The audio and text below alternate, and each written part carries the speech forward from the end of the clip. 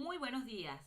Estaré realizando el análisis de lo que tiene que ver el contrato romano. Mi nombre, por supuesto, Ana Isabel Aguirre, estudiante de la carrera de Derecho en la modalidad semipresencial de la Universidad Nacional Experimental de los Llanos Occidentales Ezequiel Zamora. Dije que estaré haciendo un análisis de ese derecho romano, pero basado en lo que tiene que ver con el contrato consenso. Este contrato consenso que vienen con sus derivados.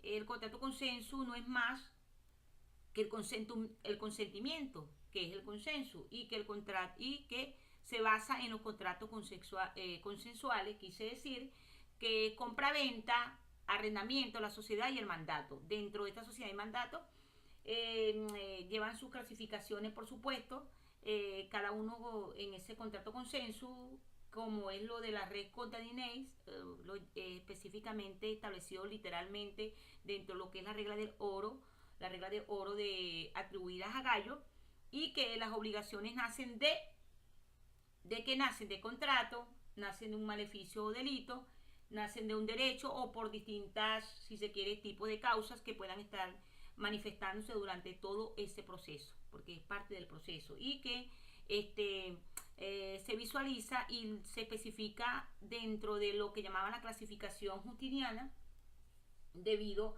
a que los elementos esenciales eran, por ejemplo, el ulpiano, que eran unas nacidas de un contrato, otras de un hecho, otras son prácticamente por el hecho in factory. Así como también el modestino, que es por recibir unas cosas, unas palabras, por las dos cosas a la vez, y por el consentimiento establecido por la ley, que de alguna manera pudieran presentarse en el derecho por honorarios y la necesidad, es decir, del mismo derecho por una falta, que es elemental y que forma parte esencial de lo que podamos estar estructurando básicamente en esto. Esa parte del contrato que tiene también lo que establecía que era elemental, y que por intérprete de griego también era llevada hacia lo que es el contrato de la buena fe. Dentro de esta parte de los contratos, lo que se acaba de mencionar, entra entonces lo que es el Petium Venditium. El Petium Venditium, de una manera, básicamente tiene que ver con lo que emerge de las palabras del término de Petium Venditium, que era de emere, que es comprar, y vendere, que era el vender. Asimismo, se utilizaban las palabras en Petium Venditium para indicar respectivamente cómo era de alguna manera al comprador y cómo era al vendedor en ese sentido. La compraventa, por supuesto, es un contrato consensual y que era de buena fe,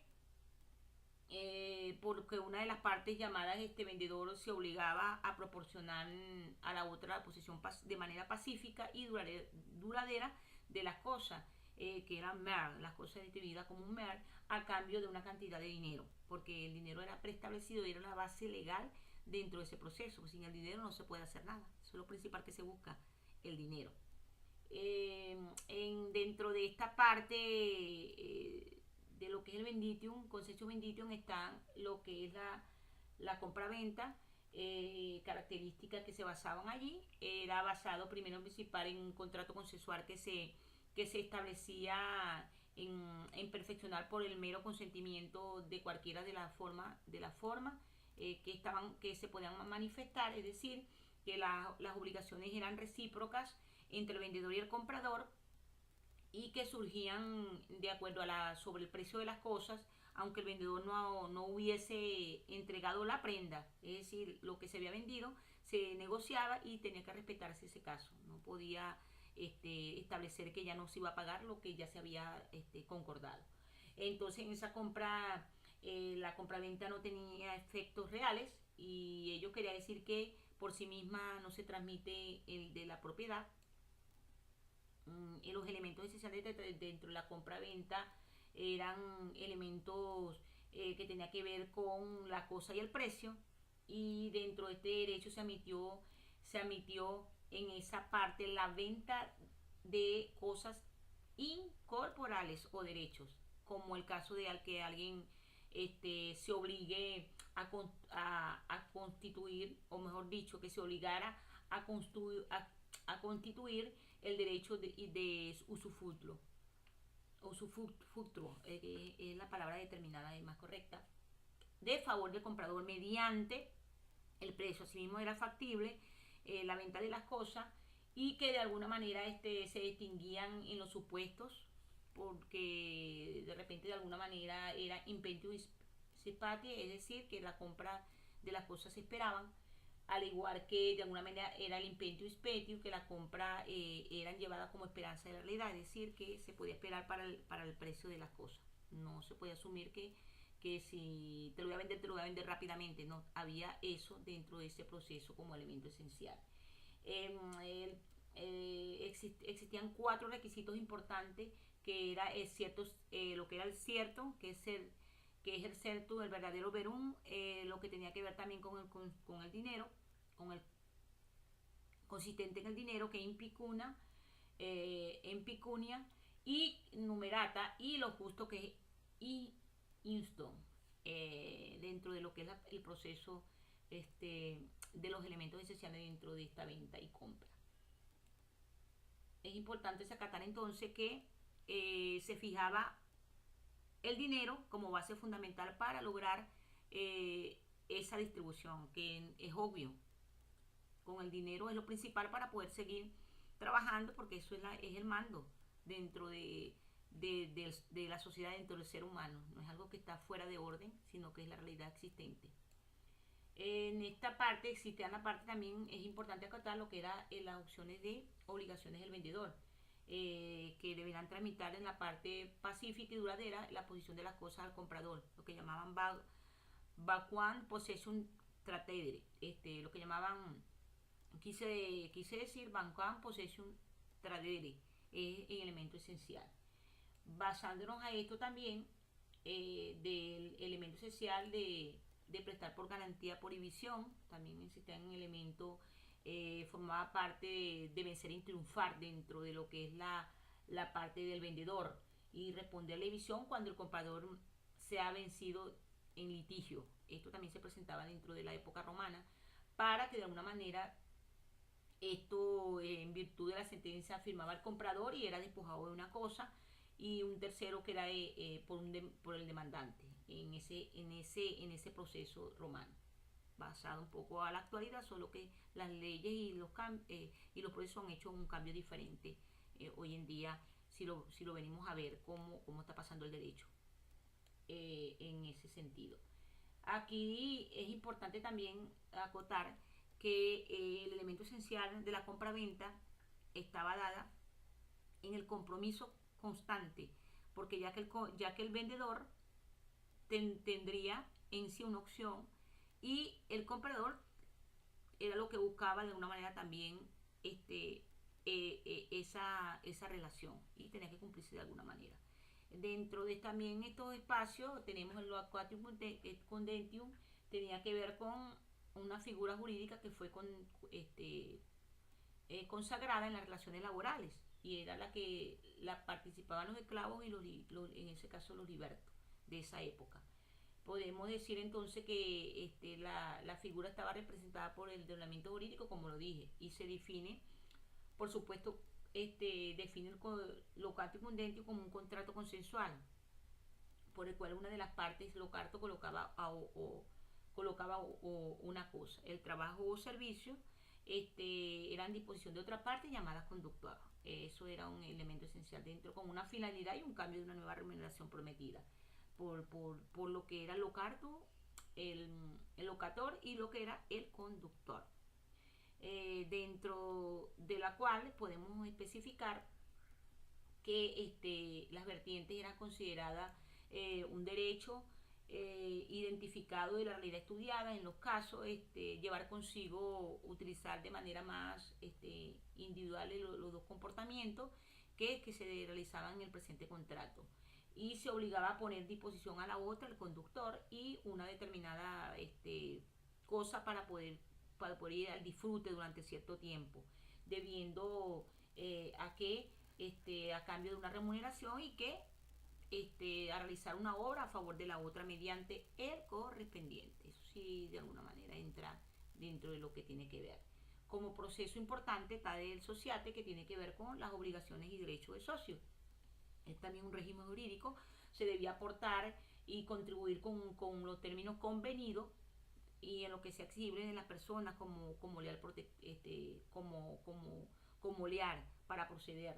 En estos contratos de derecho justiniano responde por culpa a veces, y o sea, no que a veces, pues responde por la culpa y en la época clásica por el dolo también dentro de estos procesos. La que la administración corresponde a todos los socios, es decir, que exigir la parte proporcional según lo acordado y que estos derechos concordaban a lo que era beneficio y las pérdidas. Era importante recalcar que la sociedad no se despejaba de esta situación, porque se podía exigir un socio, si se quiere, gestor, y que los mandatarios de los demás actuaran de alguna forma de lo mismo para buscar para que sus resoluciones no afectaran a todo lo que hacían, lo que se llamaba una necesaria o una cesión. La sociedad leonina estaba dentro de estos parámetros, ¿verdad? Como también dentro de lo que mencioné ahorita, que obligaciones de socio, derecho de socio, también entraba la sociedad leonina. Es decir, que los socios no, en aquella que algunos de los socios no compartan en alguna del resto las ganancias o pérdidas, y que en los momentos que se encontraba la sociedad, es decir, como una comunidad, se reparte todo también. No cabe la fábula de eso, de lo que se llamaba Esopo todo para el león. Nada que ver dentro de esa época determinada, esa terminología que la usaban mucho.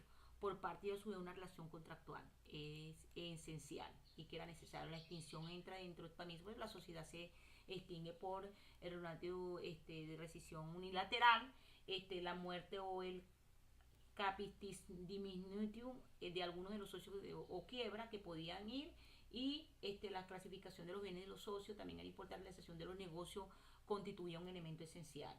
Dentro de ese elemento esencial, la protección procesal y que de alguna manera podían ser elemental.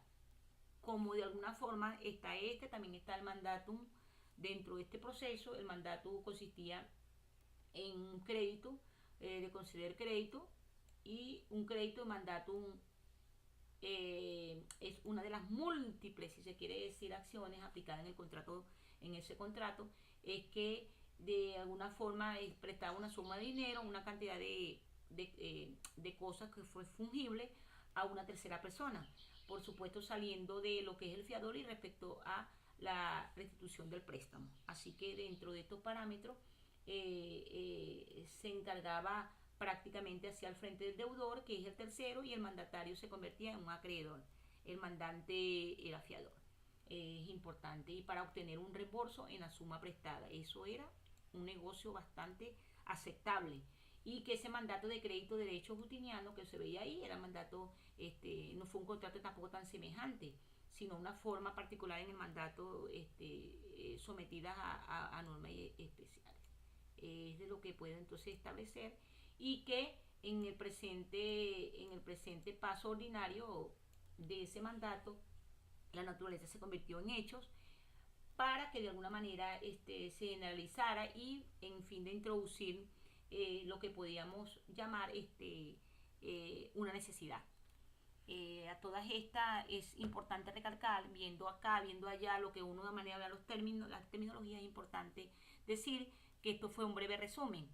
El factor tiempo nos da para poder ahondar más de lo que es simplemente decir dentro de estas contrataciones, un contrato romano, cómo forma parte esencial y cómo es elemental hacer el estudio. A lo que el espacio y a lo que nosotros nos dé para ampliar nuestro conocimiento, ir a favor del derecho, que es lo que nos busca a nosotros el derecho romano, ir aprendiendo poco a poco para cuando nos toque ya ser los futuros profesionales podamos asumir el compromiso de tener la base de cualquier ser humano, que es la sapiencia. Gracias por la atención. Estaremos en otra oportunidad con estos importantes videos que son bases fundamentales para poder irnos formando. Gracias por escucharme.